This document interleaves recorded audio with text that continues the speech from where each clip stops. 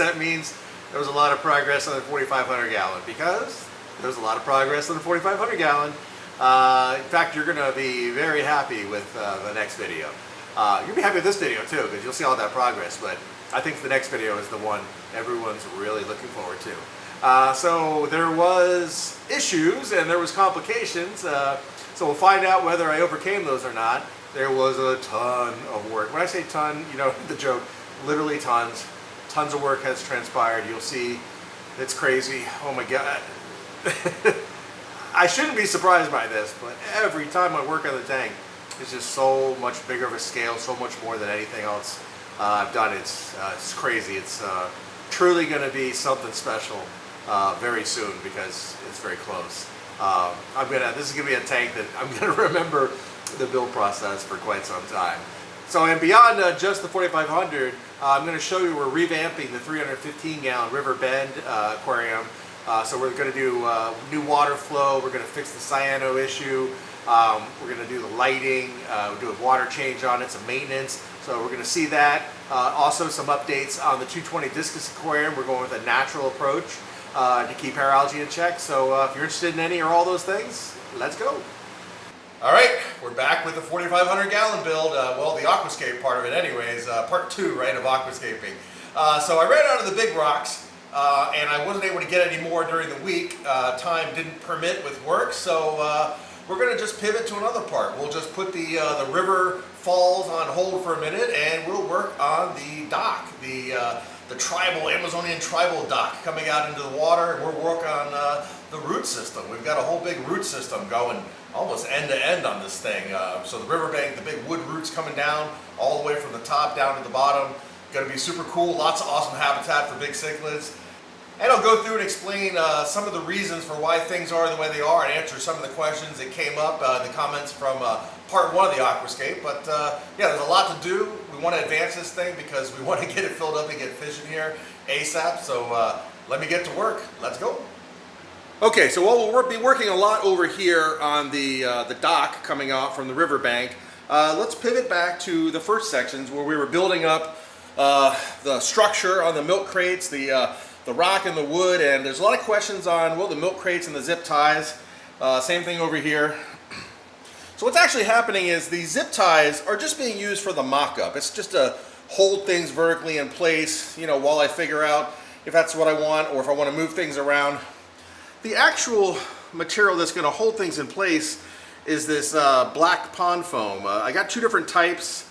I don't know which one works the best, so I have them both. And these are what we're going to be spraying in the gaps that's going to hold the large rock and wood together. And I'll have buckets of sand and gravel and everything to sprinkle on there while it's all wet to really fuse this whole thing together. And of course this one over here. We're going to have fish in here that are guaranteed to put a heavy beating on everything, so it needs to be very, very strong. And well, I do think zip ties would last longer than many people think they would, because there's no UV. Usually it's the sun's UV that destroys them. If they're completely underwater and not exposed to UV, they'll last longer. But people are right that they won't last forever. They will you know, break apart eventually, and it would fall apart. So that is not the permanent solution. The foam is the permanent solution. There's a few people that, you know, they saw this coming all day long in the comments, but that is what's going to largely hold it together. And then for the milk crates, so the milk crates used in the wetland filter are not your regular Home Depot milk crates. So the milk crates used in the wetland filter, they're not just your typical Home Depot Lowe's type milk crates. They, you know, those Home Depot Lowe's milk crates, they run like 10, 12 bucks each. And they're a very, very economical way to build up structure like you see in the aquarium. But they wouldn't be strong enough to hold up all the weight of all the substrate in the wetland filter. We know there's you know, companies like Aquascapes who make their pond blocks, or what are they called? Aqua blocks, sorry. And I've never used one, but you can sort of tell by the structure of it that it's much stronger, right? It's meant to hold up all that load, but they're quite expensive. So what I found was an intermediate point was there's a company called Uline, which sells things to commercial places, and fortunately I have a friend who has a commercial business, so I'm able to order through his Uline catalog.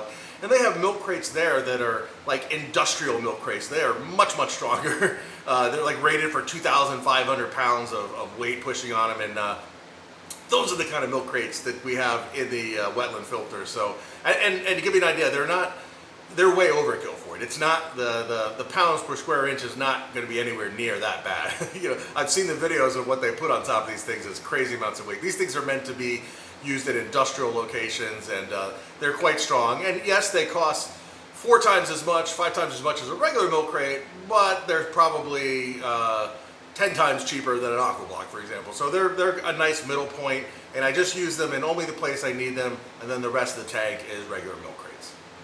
And then so lastly, while we pivot away for this until I can get more of the larger rocks, because I don't want to compromise the look. I have a bunch of the medium and smaller rocks, but I'm not compromising anything on this, but this is too big of a build to not wait a week and just get the right materials and do it right. But what we have is plenty of materials to do the riverbank, or to do the river dock, and to start working on all of the wood root that's going to be coming down for the riverbank.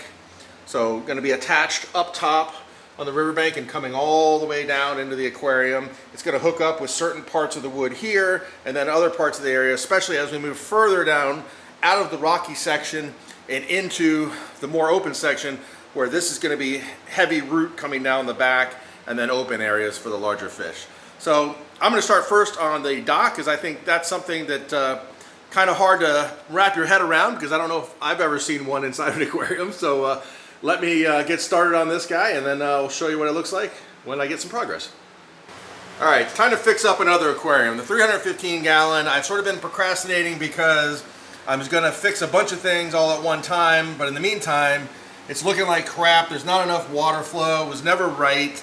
I have these tiny, tiny little water pumps. I mean, just look at the surface, you know, no bueno. As far as the health of the fish and the quality of the water in terms of, you know, low nitrate, no ammonia, all that kind of stuff, it's all good, but I need to fix the ecosystem. So I was waiting until I could do the lights and everything, but I'm gonna hold off on the lights, and I'm gonna fix the water flow and do basically a big water change on it. We'll suck out a bunch of that cyano. We'll get proper water flow, we'll get a trim, and of course we'll clean up this algae on the glass, just get it looking nice, because these guys deserve it.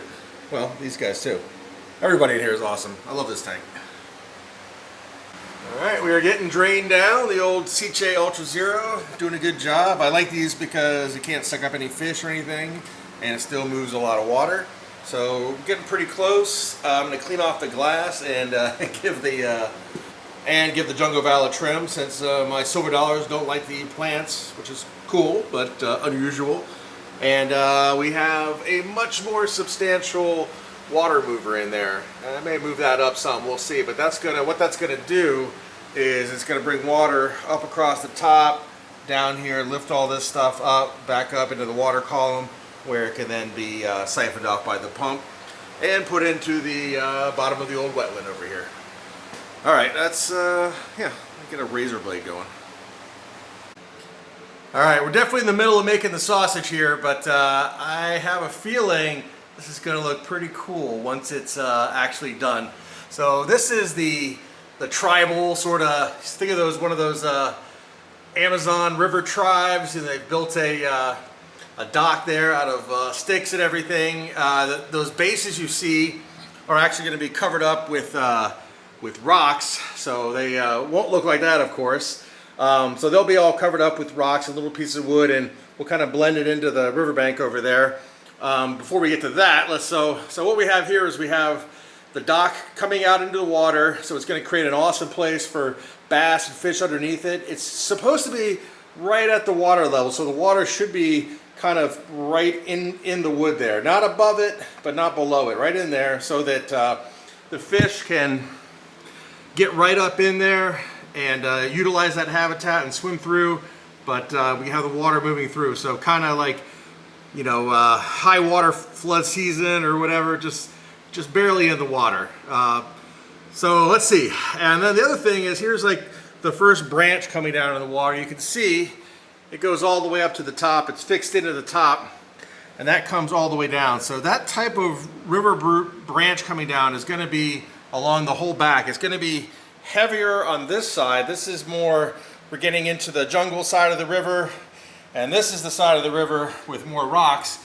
And over here, what I'm going to do is I'm going to tie up the roots that are on the rocks, tie them into roots going up into the riverbank. And I did an example of that over here. So we have one set of roots coming off the riverbank, coming down, and then sort of blending in to the roots that are down here on the rockscape. So think about on this side of the river, we may have 1, 2, 3 areas where the roots go all the way up and out, and then you can sort of see them coming down.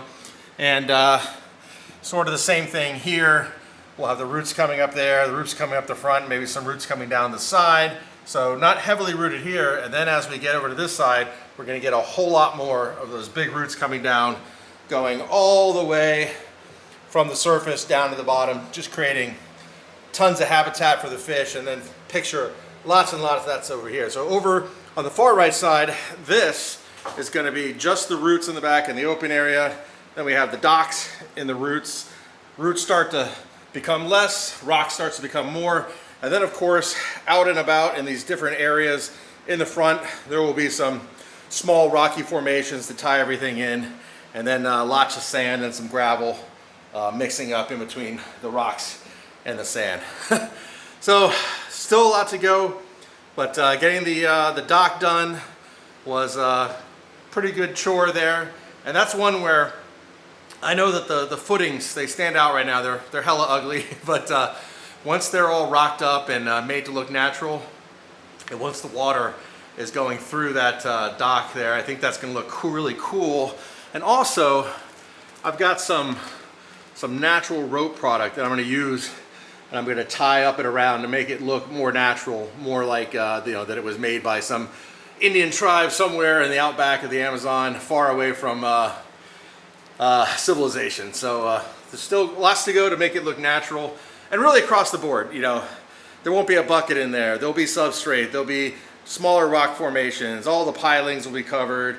Everything here will be covered, integrated. It's as much as I love to show the process, I also have to temper it with, trust me, it's going to look a whole lot different when it's done. This is truly just the first quarter of work on this thing, just the foundation going in. So what's going on now? So now I am going to work on all the wood root. I have a whole bunch of boxes over here full of different size wood root, and yeah, I'm going to be making a ton of that, getting all the wood root connected up. Then of course during the week I will try to sneak away to the landscape yard and get all those big rocks I need, and then I can finish the footings over here, the pilings, finish the rock areas in the main part, and then even maybe start figuring out where the smaller formations that tie it all together will be. So exciting stuff, but it's time for me to make a whole bunch more roots similar to that. Okay, it's the next day after the water change on the 315, and definitely good progress. The fish are loving it. We got great water flow, which let me take you up above, you can see. So no more film on the top, nice varied water flow. You can see that the pump, it's speeding up and down, so creating lots of good laminar water flow. And you can already see it's starting to take off areas of the cyano. I didn't actually suck the cyano out because I used the CJ Ultra Zero rather than the Python, do it faster. So what I'm going to do is a little test. We're going to see just by having the water current how quickly this cyano goes away. If it doesn't go away, or if it's taking way too long, I'll get in there with the net and I have to do it the manual way, but we'll give it a chance. See if nature can correct the situation with the aquarium.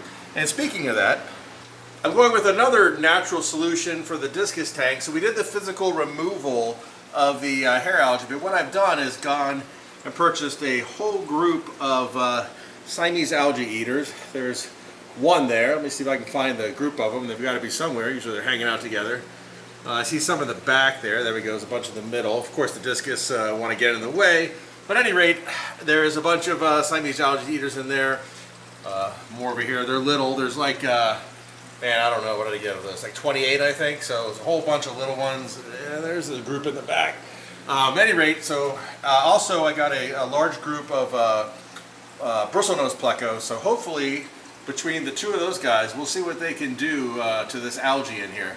There's areas where they've cleaned off, where they've eaten already, so they got a lot to do. Like I said before, when it's not out of control, I don't mind it too much, but it always just got out of control. So we'll see if these guys can either eat it down or at least keep it in balance enough that I don't mind the look of it. So we'll see how it goes. But both this and with the 315, I'll keep you up to date on if these natural solutions are fixing the problems or not. All right, so as you can see, while I was waiting for more rocks, I went ahead and did all the wood root. So there's some pretty substantial wood root in there. Take a look in up top. So what we want to do is create lots and lots of sight breaks and habitat.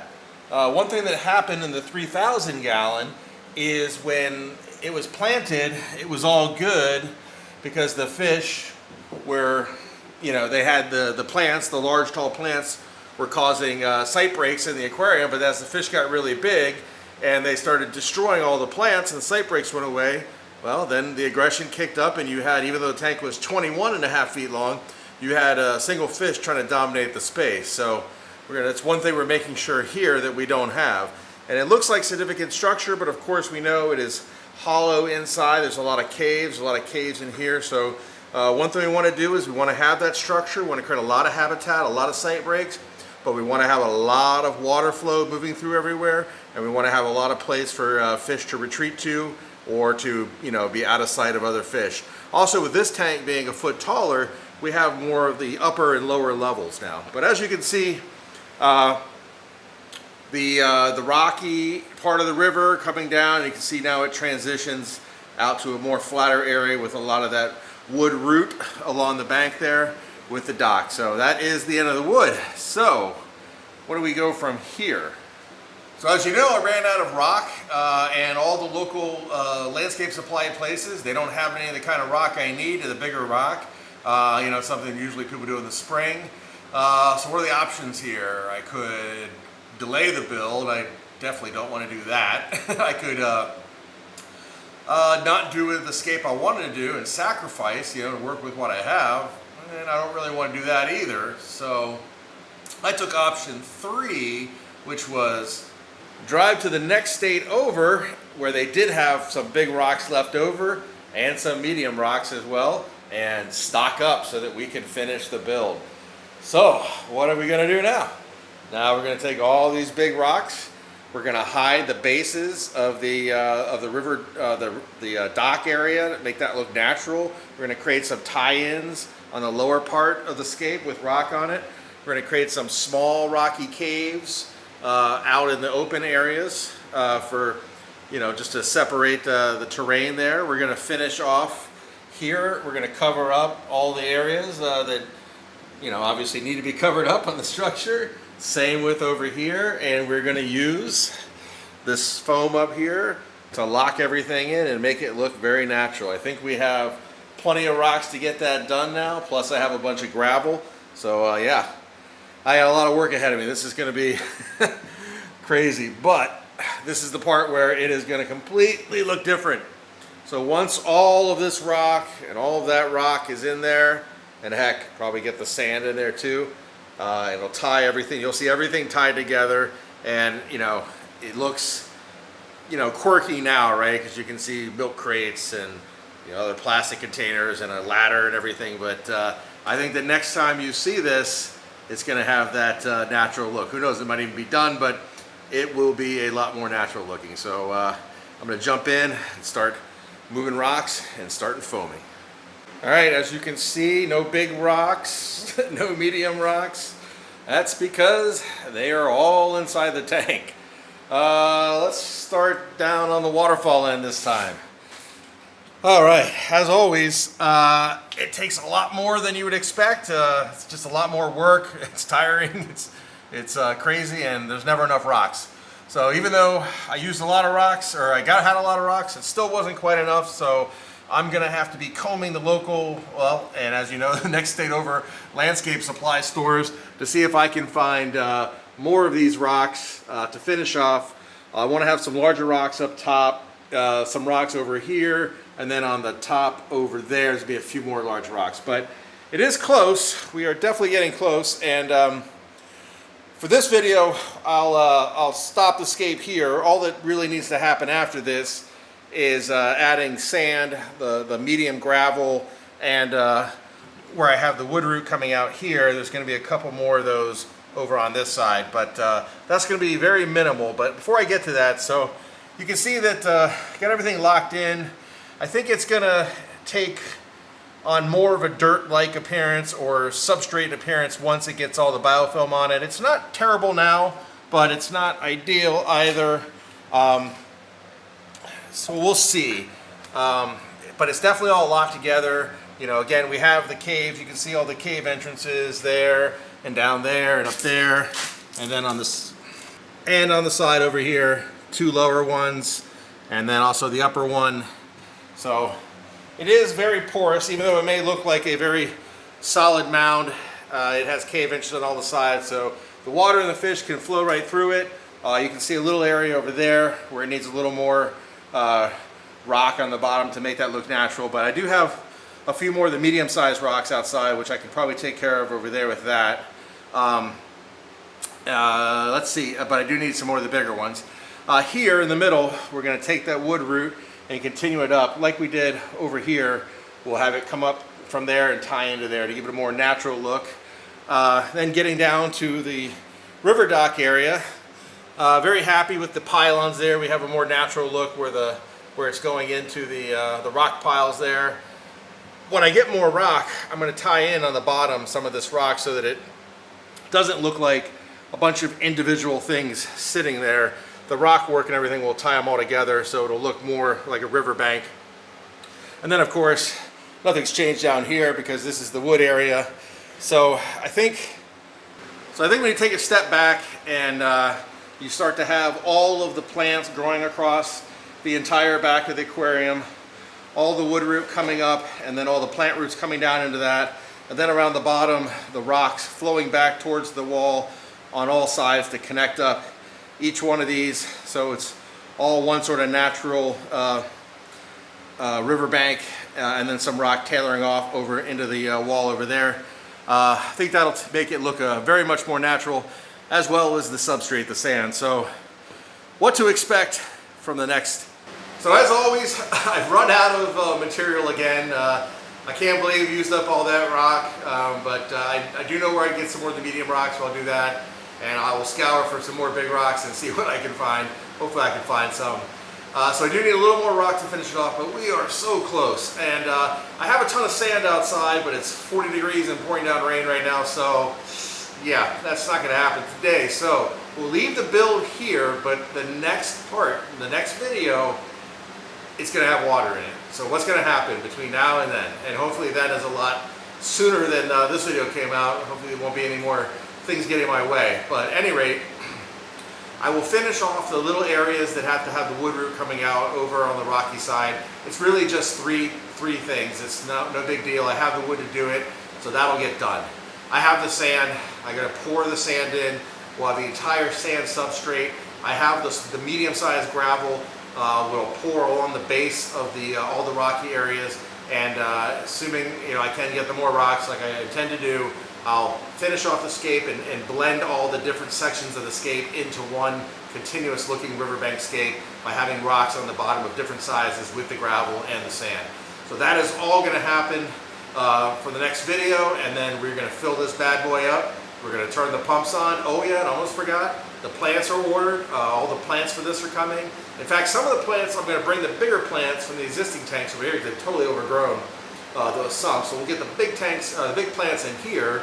I have some new plants, which I've never kept, well, I never kept in an aquarium before, but I'm really looking forward to them. So I think they have an awesome jungle look to them. So they're coming for this, and then I'll backfill those other tanks with the smaller plants and let them kick off again, which will be awesome. Nice uptake of nutrients. And then I'm going to continue with the overhaul of the 315 gallon. It's going to get the new lighting, it's going to get the new tops, and we'll keep eye on that cyano. Either the water flow is going to fix it for me, or I'm going to get in there, do a little manual labor, and get it fixed. We're going to get that tank looking sharp, especially with the lighting. We're going to fix the lighting, and it's going to look a lot brighter, especially in that back, because it's a very deep tank, and I don't think it really gets appreciated for being essentially like a 4x4 ton of cube, or actually like a 5x4. It's, or, yeah, not quite 4. It's a weird shape, right? So it's like, like 4.5 by 3.5, something like that, and then 3 feet tall. So At any rate, we'll accentuate that more with the lights, and then we'll keep an eye on the 220 discus, and we'll see if adding the bushy nose pleco and Siamese algae eaters, will just be a long ongoing thing, but we'll see if they're keeping all that hair algae down or not. So as always, thanks for watching, and I just realized the next video, the 4,500 gallon, it's going to be up and running. Oh my God, it's going to be awesome. Don't miss the next video. The 4,500 gallon, full substrate, all the aquascaping done, the plants on, the wetland filter up and running, the water flow pumps running. It's going to be awesome. I can't wait.